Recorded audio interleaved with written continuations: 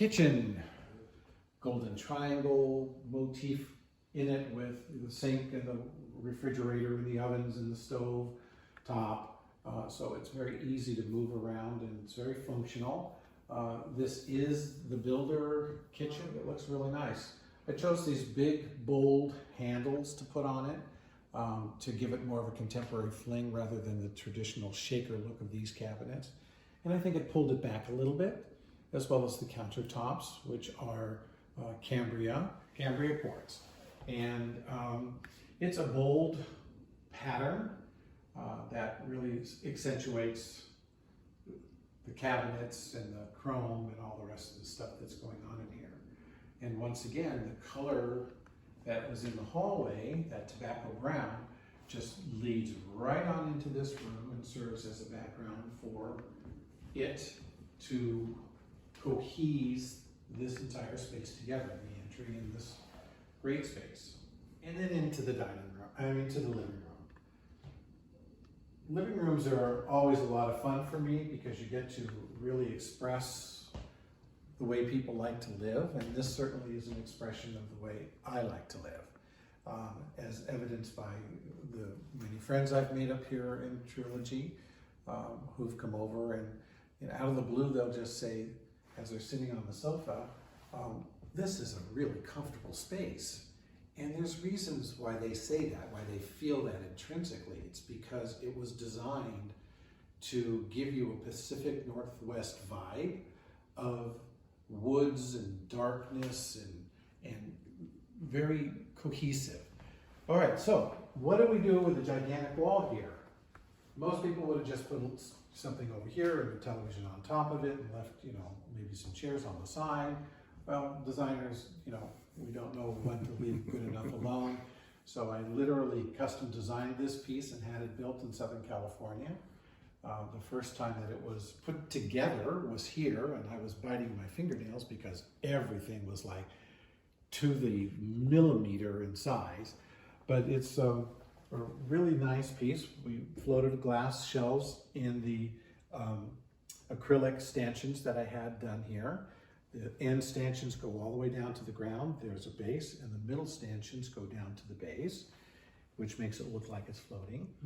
And the cabinets are open for you to put storage of stereo equipment or whatever else you'd like in there. And there are 3 of these compartments, and the speakers are like almost invisible. They're kind of hidden away. You really don't even know that they exist, but they do. There's actually 2 subwoofers in this room as well. There's one over here, which is acting as a plant stand. And there's one over behind the sofa. And when you're listening to something noteworthy with bass necessary, it really enhances. So this in the design biz we call a vignette, just a little part of the living room. And I really love the way it turned out here. The first thing is that these chairs here are really host and hostess dining room chairs. And I did that so that if we ever have a very large dinner party, these 2 chairs can come over into the dining room to be the host and hostess chairs there. And they're the right height, a little different than the ones in the dining room. Those are different, but they're all armchairs because I like my guests to have all armchairs as they're dining and comfortable like the host and hostess would be. But this table is such an unusual table. Some people call it an apostrophe, some people call it a teardrop, but I just love the line of it, the beautiful look of it, and the lamp, the scroll lamp in behind it almost has a very musical quality to it, and the way the chairs ebb and flow on the arms, and of course the fabric, which is once again not round, but it's hinting at a round motif. Picks up the area rug and swings over here to the sofa, which is a very large leather sofa. Most of it moves. All of the seating in here moves. And in order to accommodate that, I needed a coffee table that got out of the way of the legs coming up on these types of furniture. This thing just folds up underneath that big one there, and it just rotates all in or all out. and you can adjust it away from the chairs there in order for other guests to do what they need to do. So these are things that a professional designer thinks about when they're designing for a client. In this case, the client was me. But I knew that this was going to need room in order to work, and so we went on a search high and low for a coffee table that could stay permanent on the ground, but flex itself in order to accommodate that. And the last space in the great room is this area here. Now, the builder was very fond of putting a fireplace right against the wall where the Chinese screen is. I didn't want a fireplace. I never grew up with one. It was not an important feature for me to have. And plus the fact, when you think of a fireplace, you typically think of a fireplace as a focal point. And there is no way in the world that this wall is a focal point for anything in this room. Okay, it's literally what's outside the windows with all those gigantic windows in the back there. So why do something that was silly? Well, I'm a wine drinker and enthusiast, and so I call this my wine bar. And this piece of furniture down below here actually collapses. This tabletop splits apart. The center leaf then folds up and down into the piece, and then the leaves, go smaller. So it's a real interesting way that this table works. Eventually, when we move up here permanently, we have an antique, very beautiful antique. It's 8 feet tall. It's a hutch on the top and a buffet on the bottom, very heavily carved. It came from Belgium. It's stamped 1882.